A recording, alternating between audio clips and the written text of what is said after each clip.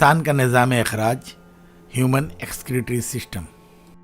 गुर्दे इंसान के सबसे अहम अखराजी अज़ा हैं जो शिकम में पीछे की तरफ रीढ़ की हड्डी के दोनों जानिब वाक़ होते हैं। दोनों गुर्दों से दो यूरेटर्स यानी पेशाब की नलियाँ जुड़ी होती हैं। ये यूरेटर्स पेशाब को एक थैली तक पहुंचाती हैं जिसे यूरिनरी ब्लैडर कहा जाता है। जब ये थैली भर जाती है तो एक छोटी सी नली होती है यूरेथ्रा, जिसकी मदद से पेशाब जिस्म से खारिज हो जाता है। गुर्दों से एक शरियान और एक वरीद भी जुड़े होते हैं।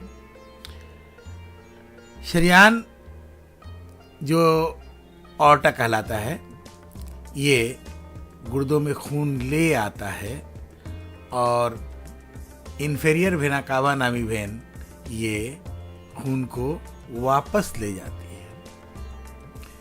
होता यूं है कि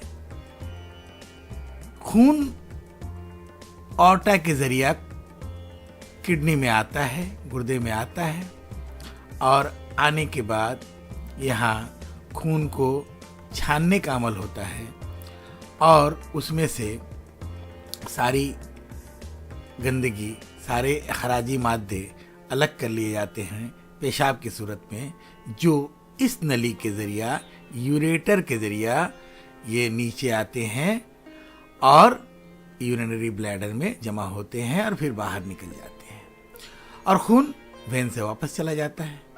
यानी इधर से खून आता है, छनता है, छन के वापस चला जाता है और जो फिल्ट्रेट होता है, जो गंदगी होती है, वो इस रास्ते से आके यहाँ जमा होती है, फिर बाहर निकल जाती है।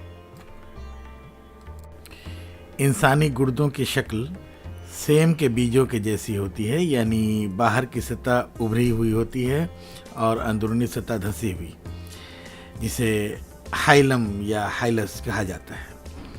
हर गुर्दे की लंबाई तकरीबन 11 सेंटीमीटर और चौड़ाई 6 सेंटीमीटर और मोटाई 3 सेंटीमीटर होती है। रंग गहरा सुर्ख होता है और वज़न तकरीबन 125 से 170 ग्राम होता है। गुर्दे को जब हम लंबाई में काटते हैं तो हमें उसमें ये हिस्से दिखाई देते हैं। बाहर की तरफ निस्बतन हल्के रंग का जो हिस्सा है वो कॉर्टेक्स कहलाता है और अंदर की तरफ का हिस्सा मेडुला कहलाता है। मेडुला में हम देखते हैं कि कुछ मुसल्लसनुमा शक्लें दिखाई देती हैं जिनको हम रीनल पिरामिड्स कहते हैं और हर रीनल पिरामिड से बेशुमार नन्ही नन्ही पतली पतली नलियाँ निकलती हैं और ये सब यूरेटर से जुड़ी हुई रहती हैं। और यहाँ भी हम देख सकते हैं कि किस तरह रीनल आर्टरी के जरिया खून गुर्दे के अंदर आता है और पूरे गुर्दे में हर हिस्से में वो खून जाता है, वहाँ छनता है और छनने के बाद ये रीनल वेन्स के जरिया ये वापस चला जाता है और जो अखराजी मादे हैं वो पेशाब की सूरत में यूरेटर की मदद से गुर्दों से बाहर आ जाते हैं। खून को फिल्टर करने के लिए हर गुर्दे में तकरीबन 10 लाख से ज़्यादा निहायत ही बारीक और पेचदार नलियाँ होती हैं जिनको नेफ्रॉन्स कहा जाता है। यही गुर्दों की तश्कीली और अमली इकाइयाँ हैं और यही खून को छानकर बेकार मादों को अलग करती हैं।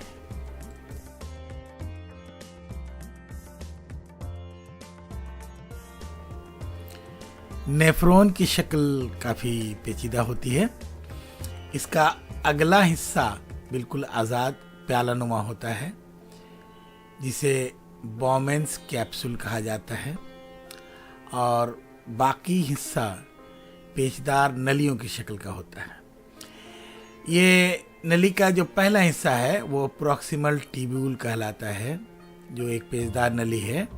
और ये पेचदार नली नीचे की तरफ आती है और यू की शक्ल बनाती है एक, और इस शक्ल को हम लोग कहते हैं लूप ऑफ हेनले।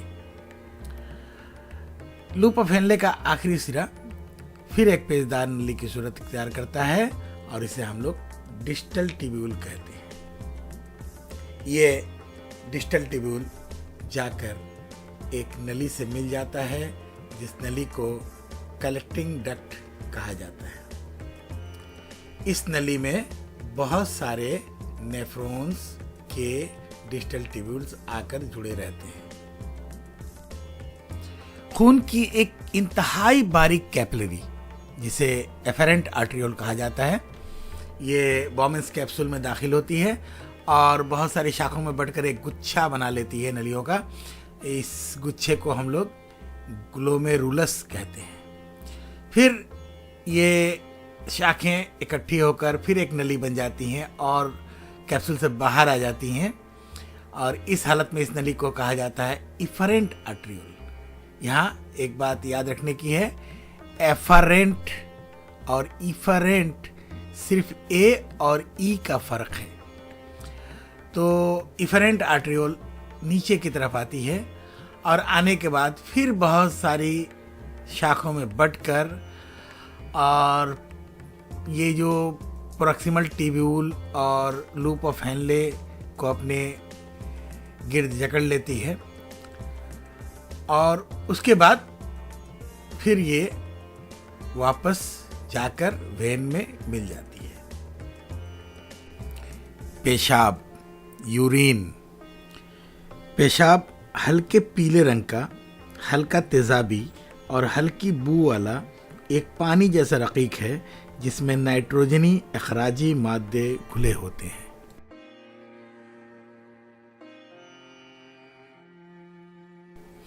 पेशाब के बनने का अमल नेफ्रॉन में अंजाम पाता है। नेफ्रॉन के मेल्पिगियन कैप्सूल में खून को छानकर पानी और नाइट्रोजनी मादों को अलग किया जाता है। जब खून एफरेंट आर्टरियोल के जरिया नेफ्रॉन के ग्लोमेरुलस में आता है, तो खून के दबाव की वजह से खून का रकीक हिस्सा यानी प्लाज्मा और उसमें घुली हुई दूसरी चीज़ें कैपिलरीज और बोमेंस कैप्सूल की बारीक दीवारों से छनकर बोमेंस कैप्सूल में आ जाती हैं। इस अमल को अल्ट्रा फिल्ट्रेशन कहा जाता है और छने हुए रकीक को फिल्ट्रेट कहा जाता है। गुर्दों में 24 घंटों में तकरीबन 170 लीटर फिल्ट्रेट तैयार होता है।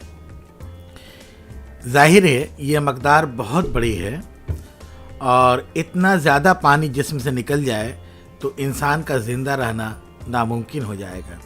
साथ ही इस पानी में बेशुमार करामत चीज़ें जैसे ग्लूकोज, एमिनो एसिड और सोडियम वगैरह भी घुले होते हैं। इसलिए जब ये फिल्ट्रेट रीनल ट्यूब्यूल में आता है तो यहाँ रीनल ट्यूब्यूल के गिर्द कैपिलरीज का जो जाल होता है वो इससे तकरीबन सारा पानी और दूसरी सारी कारामत चीज़ों को फिर से जज्ब कर लेता है। इस अमल को रीएब्जॉर्प्शन कहा जाता है। रीएब्जॉर्प्शन का अमल 2 सतहों पर होता है, एक्टिव एब्जॉर्प्शन और passive absorption. Active reabsorption.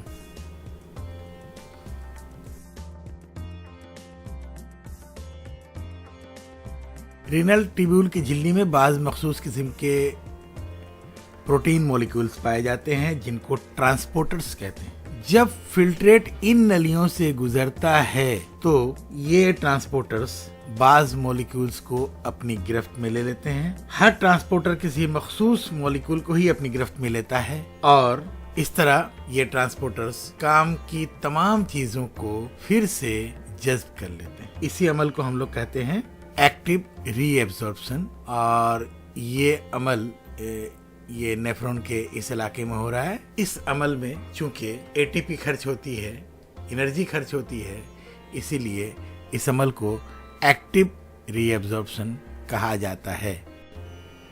Passive reabsorption, renal tubule में पानी ऑस्मोसिस के जरिए जज्ब किया जाता है, इसलिए पानी के रीएब्जॉर्प्शन को पैसिव रीएब्जॉर्प्शन कहते हैं, क्योंकि इसके लिए एटीपी खर्च करने की ज़रूरत नहीं पड़ती है। रीएब्जॉर्प्शन के बाद जो फिल्ट्रेट बचता है उसी को पेशाब या यूरिन कहा जाता है। अल्ट्रा फिल्ट्रेशन के बाद अल्ट्रा फिल्ट्रेशन के दौरान छनने वाला 170 लीटर फिल्ट्रेट रीअब्जॉर्प्शन के बाद तकरीबन सारा का सारा खून में वापस जज्ब हो जाता है और सिर्फ 1.5 लीटर पेशाब बचता है।